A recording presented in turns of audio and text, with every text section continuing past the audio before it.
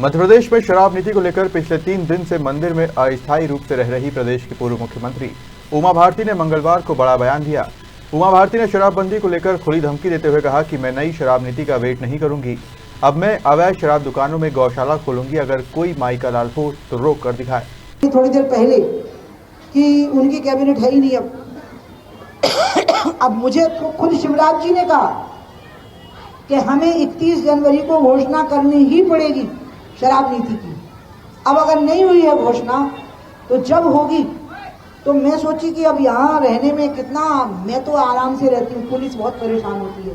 एक lady DSP आज सवेरे मुझे बोली कि हम तो रात भर बाहर गाड़ी में ही बैठे रहते हैं। मुझे बहुत दुख हो रहा था कि मैं तो आनंद से रहती हूँ, ये काय की तपस्या कहलाई कि आप तपस्या कर रहे हो साहब और बाहर वाले परेशान हो रहे। तो मैंने कहा नहीं, हमें नहीं करनी ऐसी तपस्या। हमने कहा नहीं, यहाँ से जाएंगे, डेरा डंडा उखाड़ेंगे और अब ओरछा पहुंचेंगे।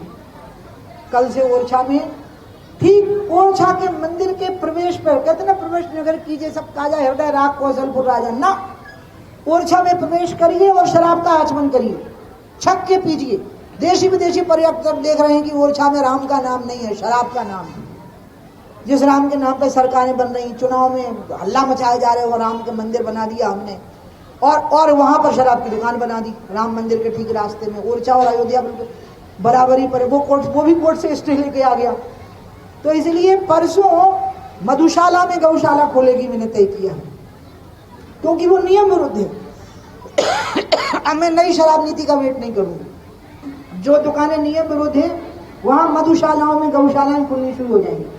कल मैंने सबको बोल दिया है वहां जो मेरे लोग हैं कि आप 11 गैया तैयार रखो, मैं अपने हाथ से उनको उस मधुशाला में बांधूंगी और वहाँ चारा डालेंगे, वहाँ पीने के पानी की व्यवस्था करेंगे। देखते हैं कौन माई का लाल उन गायों को वहाँ से हटाता है, कौन है वो उनको हटाएगा, जो हिंदू होने का दावा करता है, राम मंदिर की बात करता है, गौ सेवा की बात करता है, बात बात में लड़ाई झगड़ा करता है, हुआ करता है, अरे तुमने ऐसा बोल दिया, अरे तुमने वैसा बोल दिया, फिर टीवी पे डिबेट शुरू हो जाती है। तुमने जो कर दिया करतूत तो देखो अपनी, मुझे देखना है कि गौ को कौन हटाएगा फिर वहां से। तो अब मधुशाला में गौशाला ये शुरू हो जाएगा, ये बात मुझे आप लोगों से बतानी है। दूसरी ये जो बात है कि मुझे कुछ प्राप्त करना, एक आध जगह वैसे कहा नहीं, मीडिया ने मेरा बहुत साथ दिया। मैं आपका सचमुच में वो सुन सुत तो ही उड़न में नहीं, हे पुत्र मैं तेरे ऋण से उड़न नहीं हो सकती, मैं आप लोगों का ऋण चुका नहीं पाऊंगी कभी, मैं सिर्फ आपको आशीर्वाद और दुआ दे के जाऊंगी।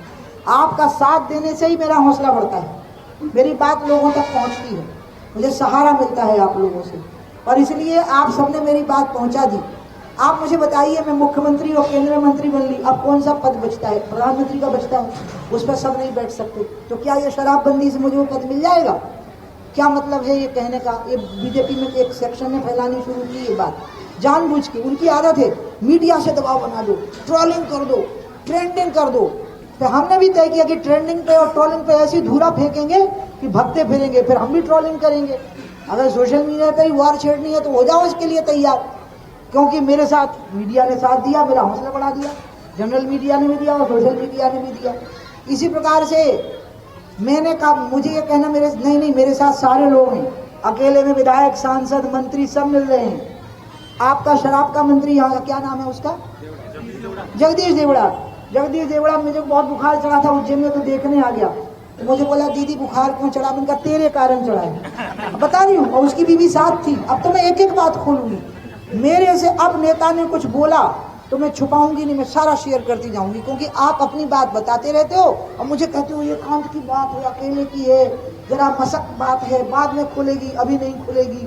नहीं, ये नहीं चलेगा। मैंने जगदीश को कहा, जगदीश महाकाल में बैठा, तुझे शर्म नहीं आती? तूने शराब बहा दी पूरे मध्य प्रदेश में, तू इतना बड़ा राम का भक्त है। उसकी पत्नी साथ बैठी थी। मैंने कहा तू तो मंत्री की घरवाली है तो आराम से निकल जाती है, तेरे को सामान्य महिलाओं की स्थिति मालूम है, वो घर से नहीं निकल पाती। तो बेचारा मुझे बोला मैं क्या करूं, आदमी शरीफ है, ये बड़ी गड़बड़ है कि आदमी शरीफ है वो जगदीश देवड़ा, और हमारे शिवराज भैया भी बिल्कुल संत स्वरूप है, हमारे बीडी शर्मा जी भी बिल्कुल संत स्वरूप है। अब मेरी इच्छा ये है कि सभी लोग अपना संत स्वरूप दिखावें और मुझे मधुशालाओं में गौशालाएं खोलने दें, क्योंकि मधुशाला में अच्छी जगह है, शेड है, कोई बनाना नहीं पड़ेगा, सरकार का खर्चा नहीं होगा। और सबसे बड़ी बात यह है कि लोग, मुझे जगत प्रकाश नड्डा जी का फोन आ गया और मुझे शिवराज जी ने भी ओरछा में कहा कि अमित शाह जी का फ़ोन उनको आया कि क्या मसला है। और फिर जगत जी का फ़ोन आ गया कि दीदी आप थोड़ा धीरज रखो, हम कल्चर डिपार्टमेंट को बोलते हैं वो परमानेंट खोल देंगे। मैंने कहा ठीक है, मैं शर्मिंदा होंगी, लज्जित होंगी, लेकिन मैं गंगा जल छोड़ के चली आऊँगी। तो मैं मान गई उस बात के लिए। इस बात में भी मुझे जगत जी ने कहा कि मैं बात करता हूँ, और मेरे सामने 21 जनवरी को बात हुई। वहाँ से फ़ोन किया जगत जी ने 17 तारीख की शाम को, राष्ट्रीय अध्यक्ष ने मेरे सामने, और कहा कि दीदी के साथ बैठ के और इस मामले को सॉर्ट आउट कर लो, हम भी असहमत हैं कुछ स्थितियों से। तो फिर यहाँ पर मेरी मुलाकात हो गई 21 को। 15-20 मिनट में हमारी बात खत्म हो गई, क्योंकि शिवराज जी मुझे मेरी बातों से असहमत लगे ही नहीं। तो यहाँ जो मैं रही वो धरना नहीं है, मेरे को एक फिक्र थी कि अगर 31 जनवरी को, और ये 31 जनवरी मैंने नहीं बताई, ये शिवराज जी ने मुझे बताई कि दीदी मैं 31 जनवरी को ही घोषित कर दूंगा नई शराब नीति। तो मैंने कहा ठीक है, 31 जनवरी को मैं वहाँ शाम तक वहाँ बैठूंगी, नीति सुनूंगी और मैं जय जयकार करूंगी आपका। फिर आगे का आप लोगों ने पूछा तो मैंने कहा वो मैं 1 फरवरी को बताऊंगी। लेकिन उसका परिणाम मेरे स्वास्थ्य पर इतना बुरा पड़ा और इतना व्यापक हो गया, आप यकीन नहीं करोगे। मुझे पता नहीं, क्योंकि मेरा दिमाग तो है ही नहीं, जो है वो दिल है, सारा काम दिल से चलता है। तो ये मुझे लगा कि मैं यहाँ आके बैठ जाऊंगी तो मुझे शांति हो जाएगी, तो इसलिए मैं यहाँ आ गई, मेरे रहने की व्यवस्था। और मैंने इसको अचानक बोला 27 को शाम को, मैं इसको बोल रही हूँ कि मैं 28 को वहाँ पहुँच रही हूँ। ये बेचारा अपने सब साथियों को लेके, हमारे मनोज जादवन जी, सारे साथियों को लेकर के, बल्कि परिवार के लोग भी लग गए, यहाँ पुजारी जी लोग भी लग गए, पुलिस भी बेचारी लग गई, क्योंकि ये जमीन पुलिस की है, ये थाने के लिए आवंटित है।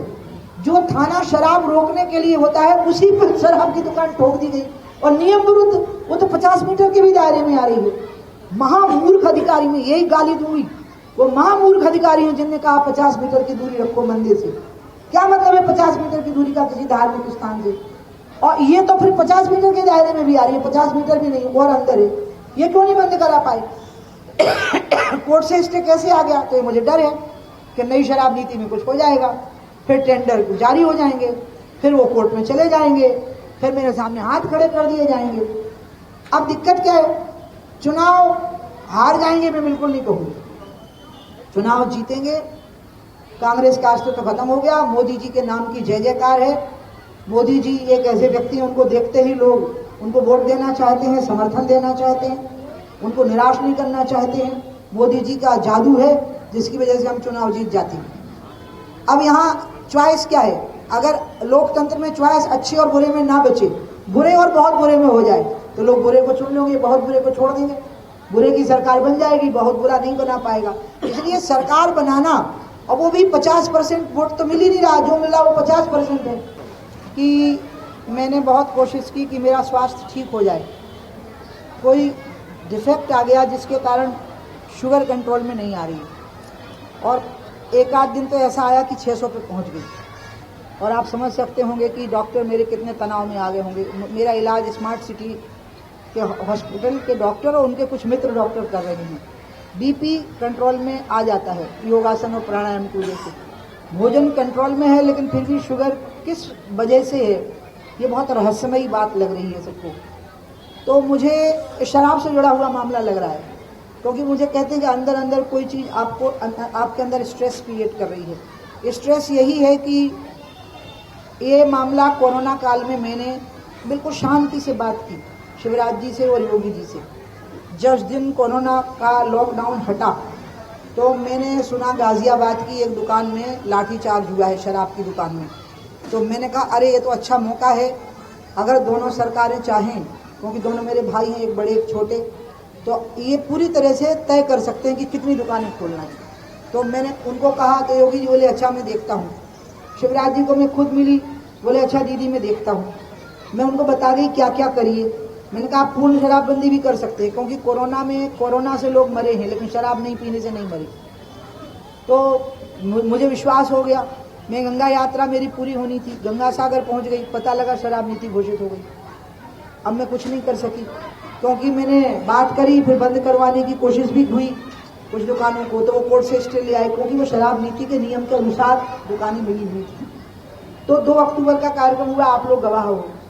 उसमें तय हुआ कि अगली शराब नीति में ये खामियां नहीं रहेंगी। जो खामी आप यहीं, इसका सबसे बड़ा उदाहरण यहाँ भी है और ऐसे उदाहरण सब जगह हैं। हनुमान जी हैं, दुर्गा जी हैं और रोड के उस पार अहाते हैं 3 लोग बैठ के शराब पीते हैं दुर्गा जी के सामने। तो फिर मैंने उनको कहा कि ये सब चीज़ों को नियंत्रित करने के लिए हम नई शराब नीति का वेट करने को तैयार हैं, लेकिन आप नई शराब नीति में हमारे परामर्श शामिल कर लीजिए। तो उन्होंने खुलेआम घोषणा भी कर दी। अब नवरात्रियों में गांधी जयंती पर कोई सीएम असत्य क्यों बोलेगा? मेरे पास अविश्वास का कोई कारण ही नहीं है। मैं उनका पूरी तरह से विश्वास कर रही हूँ कि जो बातें तय हुई वो मैं आपको बता ही देती हूँ, वो आपको पता लगी गई है।